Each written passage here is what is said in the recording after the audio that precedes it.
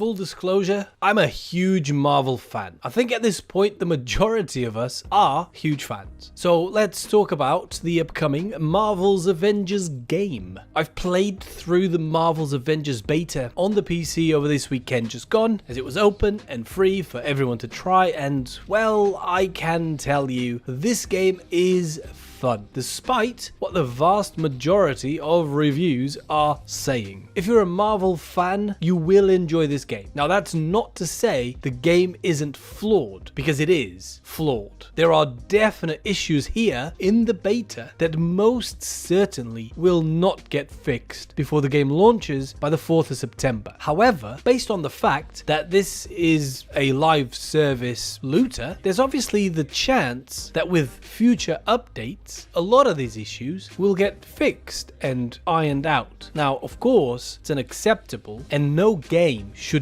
be launched until it's completely finished, polished, and ready to ship. With that said, let's go through my overall thoughts on the Marvel's Avengers PC beta. As I said, at its core, this is a live service looter, similar to games like Destiny and Warframe, The Division, and even, dare I say, Anthem. It is all about finding gear and upgrading your hero's armor to increase your power level. In the beta, at least, there is an abundance of gear. There are plenty of chests around and lots of rooms and vaults with chests that will give loot. It's all over the place. There's different rarities for loot: common, uncommon, rare, epic, and legendary. The better gear you find, the better the perks and abilities you get. As I said, it's a looter, and it is designed to keep you chasing that loot. In the beta alone, there was something like 15 different missions, from the tutorial to the main war table missions, where you are able to specifically choose which mission you wish to do. And they all have different modifiers. So it's fair to say that the full game, when it launches, does seem like it's going to have a good amount of content. It's all co-op as well, with up to 4 players. You can either matchmake or just play with your friends.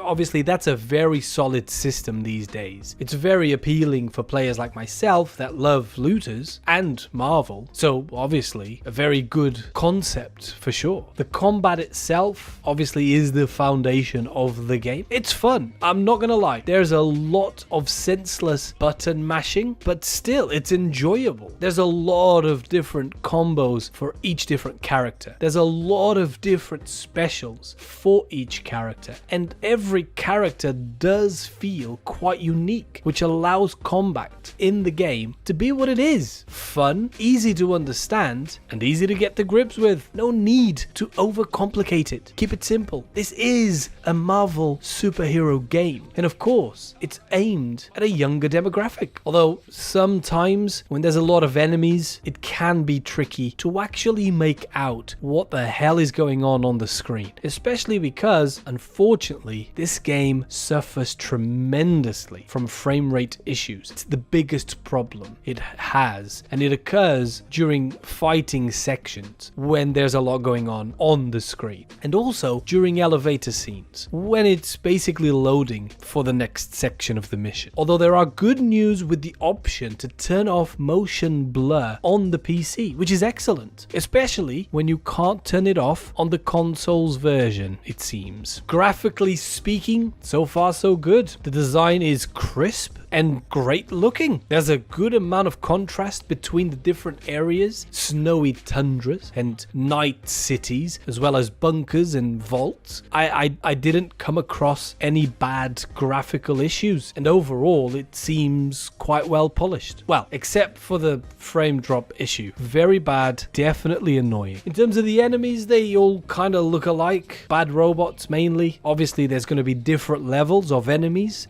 from rank and file to your big bad robots and bosses, which obviously have a ton of health. that's just the usual when it comes to looters. Mission design seems, well, very basic and straightforward. Go here, kill these enemies. Go over there and press the button and just wait. Go in there and kill the big bad boss and earn your loot. It's pretty brainless.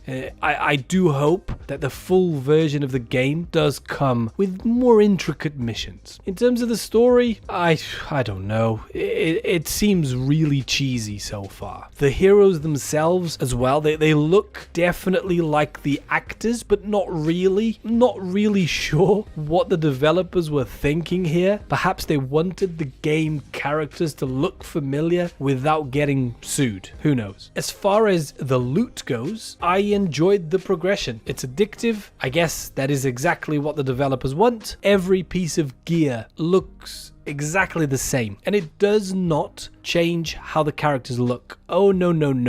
The loot you earn and find in the world will only serve to increase the power level of your characters. If you want the characters to look differently, well, seems like you're going to have to pay for it. That's right, it seems like there will be quite a big focus on microtransactions. And unfortunately, it does look like the game is somewhat of a cash grab as well as a cash in on the Marvel brand. Although it doesn't seem like it will be a pay to win system, but they surely will be pushing out huge numbers of different cosmetics for each different superhero for players to buy and splash out on. Another thing I'm definitely concerned about is the fact that there are lots of different resources for gear upgrades that you're going to have to use and you're going to have in order to upgrade each individual piece of gear. Now, in the beta at least, it seems like these resources are quite abundant in the world and you can easily get them from chests and from killing enemies. However, there are also packs of these resources in the battle pass, which essentially means players will be able to just buy said resources from the game's own cash grab shop and upgrade their gear without having to grind the missions to obtain them. I really hope I'm wrong here, but I fear this will happen, effectively making the game pay to win, sort of. I mean, look, overall, I enjoyed the game. There's definitely fixes required that I don't think will be fixed by the time the game comes out in, less than 2 weeks. But I do hope that they somehow, some way, manage to fix the frame rate issue, although seems impossible at this point, so close to launch date. At the end of the day, there is a lot of potential here, as long as the focus stays on improving the game and the quality of the game instead of trying to squeeze cash out of players whilst using the Marvel brand as bait. We'll have to wait and see on this. Feel free to leave any comments. Thank you very much for watching. Goodbye for now. You waiting? Yeah, obviously. Figured I'd let you catch up. Whoa! This just got a whole lot more interesting. Let's make this quick.